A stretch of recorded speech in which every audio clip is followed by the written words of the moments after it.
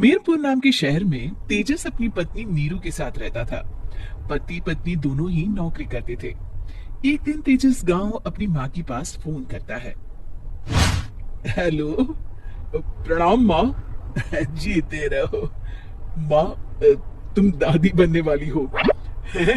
अरे वाह, ठीक है बेटा, मैं कल ही आती हूँ। जब माँ जी शहर पहुंची तो बेटी बहू ने बहुत अच्छे से स्वागत किया। लीजिए माँ जी चाय। अरे गर्मा गर्म पकोड़े ले आओ माँ के लिए। नीरू रसोई में गई और 2 मिनट में ही पकोड़े ले आई। जी ये लीजिए। बहू जादू से बनाए हैं क्या? अभी तो रसोई में गई थी। यम्मी। माँ जी, शीला रसोई में पकोड़े तल रही है, मैं बस लेकर आई। हे भगवान, मेरा धर्म भ्रष्ट कर दिया तूने। अब तो गंगा जल से शुद्धिकरण करना होगा।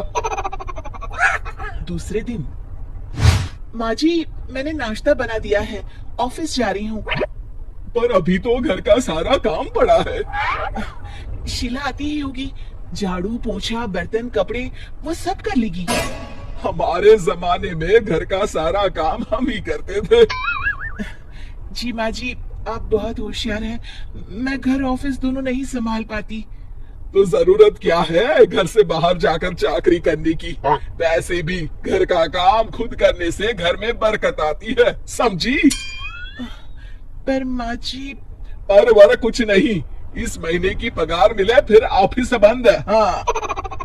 रात को नीरू तेजस से कहती है, सुनिए जी, माँ जी बोल रही थी कि मैं नौकरी छोड़ दूं। वैसे ठीक ही तो है, अभी तुम्हें आराम की जरूरत है। फिर भी आराम कहाँ, शीला को छुड़ाने के लिए बोल रही थी।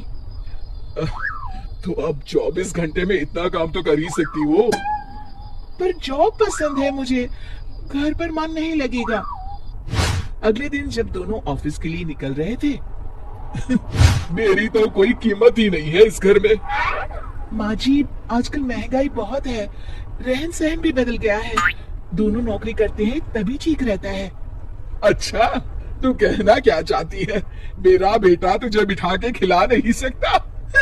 तू ही इस घर का खर्च चला रही है, हैं?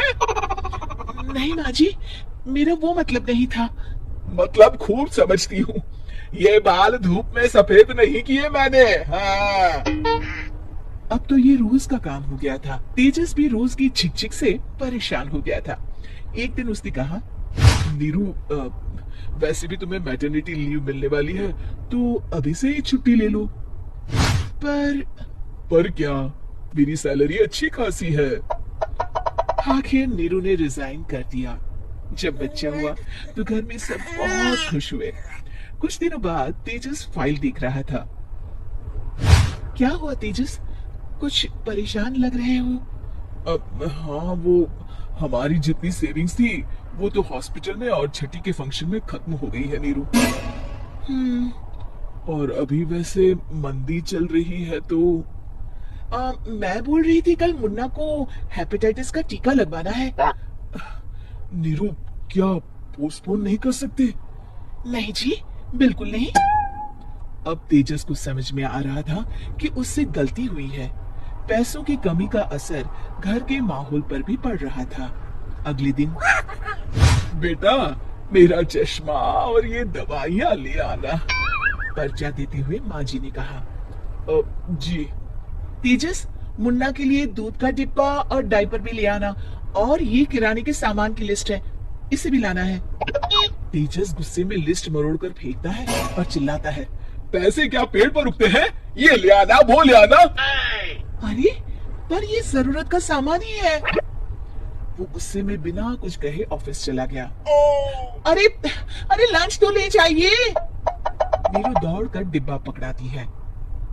एक दिन खाना खाने के बाद, नीरू, अब तो मुन्ना कुछ बड़ा हो गया, तो अब तुम वापस ज्वाइन कर लो ना जॉब। पर इस रिसेशन में जॉब मिलना बहुत मुश्किल है, ट्राई तो करो। फिर मुन्ना, माँ जी है ना, और एक फुल टाइम मेड भी लगा लेंगे। पर माँ जी, उन्हें तो पसंद नहीं। तभी माँ जी वहां आ जाती है और प्यार से नीरू के सर पर हाथ फेरते हुए बोलती है, अब मेरी समझ में आ गया बहू, पहले के और अब के समय में अंतर है। तुम काम शुरू करो, मुन्ना की जिम्मेदारी मेरी।